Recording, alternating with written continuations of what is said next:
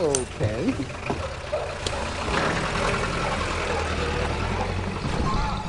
Reason appears to have fallen on hard times. Popular culture plumbs new depths of dump, and political discourse has become a race to the bottom. We're living in an era of scientific creationism, 9/11 conspiracy theories, psychic hotlines, and a resurgence of religious fundamentalism. People who think too well are often accused of elitism. And even in the academy, there are attacks on logocentrism, the crime of letting logic dominate our thinking. But is this necessarily a bad thing? Perhaps reason is overrated. Many pundits have argued that a good heart and steadfast moral clarity are superior to the triangulations of overeducated policy wonks, like the best and brightest that dragged us into the quagmire of Vietnam. And wasn't it reason that gave us the means to despoil the planet and threaten our species with weapons of mass destruction? In this way of thinking, it's character and conscience, not cold-hearted calculation, that will save us. Besides, a human being is not a brain on a stick. My fellow psychologists have shown that we're led by our bodies and our emotions and use our puny powers of reason merely to rationalize our gut feelings after the fact.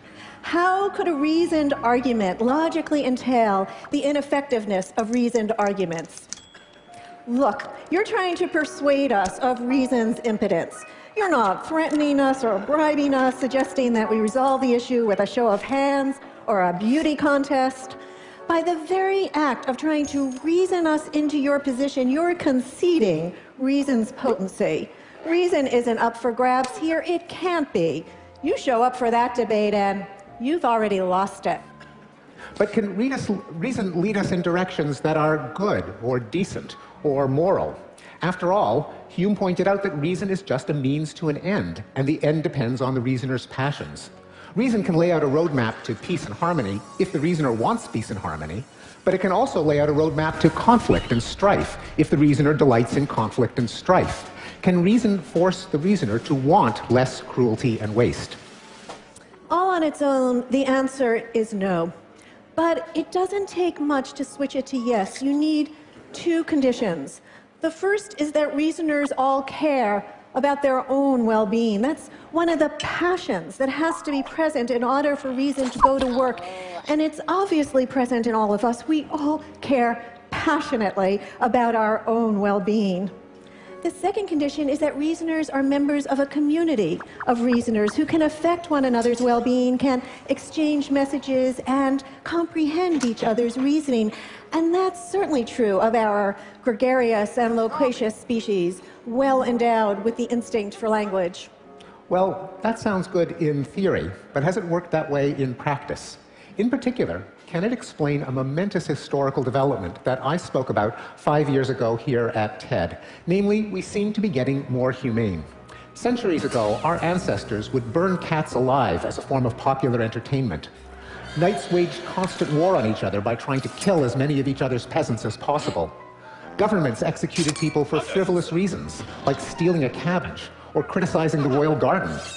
The executions were designed to be as prolonged and as painful as possible, like crucifixion, disembowelment, breaking on the wheel. Respectable people kept slaves. For all our flaws, we have abandoned these barbaric practices. So do you think it's human nature that's changed? Not exactly. I think we still harbor instincts that can erupt in violence, like greed, tribalism, revenge, dominance, sadism. But we also have instincts that can steer us away, like self-control, empathy, a sense of fairness, what Abraham Lincoln called the better angels of our nature. So if human nature didn't change, what invigorated those better angels? Well, among other things, our circle of empathy expanded. Years ago, our ancestors would feel the pain only of their family and people in their village. But with the expansion of literacy and travel, people started to sympathize with wider and wider circles: the clan, the tribe, the nation, the race, and perhaps eventually all of humanity. Can hard-headed scientists really give so much credit to soft-hearted empathy? They can and do. Neurophysiologists have found neurons in the brain that respond to other people's actions the same way they respond to our own. Empathy emerges early in life, perhaps before the age of 1. Books on empathy have become bestsellers, like The Empathic Civilization and The Age of Empathy. I'm all for empathy. I mean, who isn't? But all on its own, it's a feeble instrument for making moral progress. For one thing, it's innately biased toward blood relations, babies, and warm, fuzzy animals. As far as empathy is concerned, ugly outsiders can go to hell. And even our best attempts to work up sympathy for those who are unconnected with us fall miserably short. A sad truth about human nature that was pointed out by Adam Smith. Let us suppose that the great empire of China was suddenly swallowed up by an earthquake. And let us consider how a man of humanity in Europe would react upon receiving intelligence of this dreadful calamity.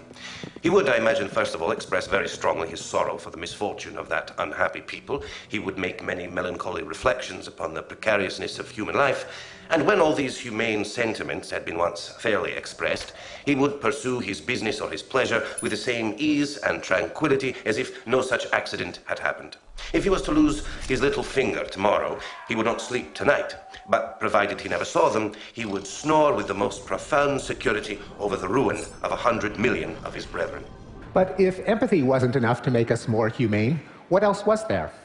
Well, you didn't mention what might be one of our most effective better angels, reason. Reason has muscle. It's reason that provides the push to widen that circle of empathy.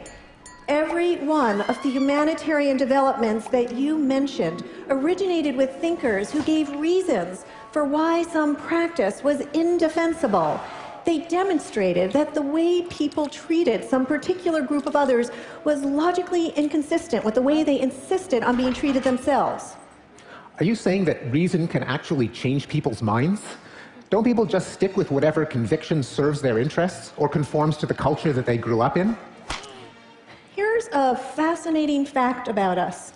Contradictions bother us, at least when we're forced to confront them, which is just another way of saying that we are susceptible to reason.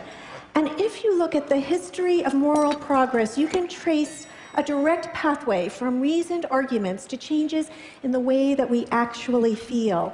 Time and again, a thinker would lay out an argument as to why some practice was indefensible, irrational, inconsistent with values already held. Their essay would go viral, get translated into many languages, get debated at pubs and coffee houses, at salons and at dinner parties, and influence leaders, legislators, popular opinion. Eventually, their conclusions get absorbed into the common sense of decency, erasing the tracks of the original argument that had gotten us there. Few of us today feel any need to put forth a rigorous philosophical argument as to why slavery is wrong, or public hangings, or beating children. By now, these things just feel wrong. But just those arguments had to be made, and they were in centuries past. Are you saying that people needed a step-by-step argument to grasp why something might be a wee bit wrong with burning heretics at the stake? Oh, they did. Here's the French theologian Sebastian Castellio making the case. Calvin says that he is certain, and other sects say that they are. Who shall be judge? If the matter is certain, to whom is it so? To Calvin? But then, why does he write so many books about manifest truth? In view of the uncertainty, we must define the heretic simply as one with whom we disagree. And if then we're going to kill heretics, the logical outcome will be a war of extermination, since each is sure of himself. Or with hideous punishments like breaking on the wheel? The prohibition in our Constitution of cruel and unusual punishments was a response to a pamphlet circulated in 1764 by the Italian jurist Cesare Beccaria. As punishments become more cruel, the minds of men, which like fluids always adjust to the level of the objects that surround them, become hardened, and after 100 years of cruel punishments, breaking on the wheel causes no more fear than imprisonment previously did. For a punishment to achieve its objective, it is only necessary that the harm that it inflicts outweighs the benefit that derives from the crime. And into this calculation ought to be factored the certainty of punishment and the loss of the good that the commission of the crime would produce. Everything beyond this is superfluous, and therefore tyrannical. But surely anti-war movements depended on mass demonstrations and catchy tunes by folk singers and wrenching photographs of the human costs of war. No doubt, but modern anti-war movements reach back to a long chain of thinkers who had argued as to why we ought to mobilize our emotions against war, such as the father of modernity, Erasmus. The advantages derived from peace diffuse themselves far and wide and reach great numbers. While in war, if anything turns out happily, the advantage redounds only to a few, and those unworthy of reaping it. One man's safety is owing to the destruction of another. One man's prize is derived from the plunder of another. The cause of rejoicings made by one side is to the other a cause of mourning. Whatever is unfortunate in war is severely so indeed, and whatever, on the contrary, is called good fortune is a savage and a cruel good fortune, an ungenerous happiness deriving its existence from another's woe. But everyone knows that the movement to abolish slavery depended on faith and emotion. It was a movement spearheaded by the Quakers, and it only became popular when Harriet Beecher Stowe's novel, Uncle Tom's Cabin, became a bestseller. But the ball got rolling a century before. John Locke bucked the tide of millennia that had regarded the practice as perfectly natural. He argued that it was inconsistent with the principles of rational government. Freedom of men under government is to have a standing rule to live by, common to everyone of that society, and made by the legislative power erected in it. A liberty to follow my own will in all things where that rule prescribes not to be subject to the inconstant, uncertain, unknown, arbitrary will of another man, as freedom of nature is to be under no other restraint but the law of nature. Those words sound familiar. Where have I read them before? Ah, yes. If absolute sovereignty be not necessary in a state, how comes it to be so in a family? Or if in a family, why not in a state? Since no reason can be alleged for the one that will not hold more strongly for the other. If all men are born free, how is it that all women are born slaves? As they must be, if being subjected to the inconstant, uncertain, unknown, arbitrary will of men be the perfect condition of slavery. That sort of co-option is all in the job description of reason. One movement for the expansion of rights inspires another because the logic is the same. And once that's hammered home, it becomes increasingly uncomfortable to ignore the inconsistency. In the 1960s, the civil rights movement inspired the movement for women's rights, children's rights, gay rights, and even animal rights. But fully 2 centuries before, the Enlightenment thinker Jeremy Bentham had exposed the indefensibility of customary practices such as the cruelty to animals. The question is not can they reason, nor can they talk, but can they suffer? And the persecution of homosexuals. As to any primary mischief, it's evident that it produces no pain in anyone. On the contrary, it produces pleasure. The partners are both willing. If either of them be unwilling, the act is an offence totally different in its nature of effects. It's a personal injury. It's a kind of rape. As to any danger exclusive of pain, the danger, if any, must consist in the tendency of the example. But what is the tendency of this example? To dispose others to engage in the same practices. But this practice produces not pain of any kind to anyone. Still, in every case, it took at least a century for the arguments of these great thinkers to trickle down and infiltrate the population as a whole.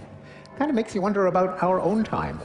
Are there practices that we engage in where the arguments against them are there for all to see, but nonetheless we persist in them? When our great-grandchildren look back at us, will they be as appalled by some of our practices as we are by our slave-owning, heretic-burning, wife-beating, gay-bashing ancestors?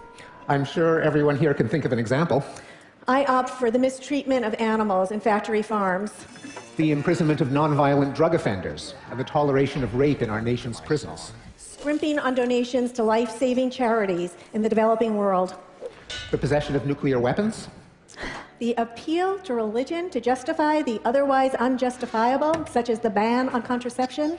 What about religious faith in general? I'm not holding my breath. Still, I have become convinced that reason is the better angel that deserves the greatest credit for the moral progress our species has enjoyed and that holds out the greatest hope for continuing moral progress in the future. And if, our friends, you detect a flaw in this argument, just remember you'll be depending on reason to point it out. Thank you. Thank you. Thanks so much. Thank you.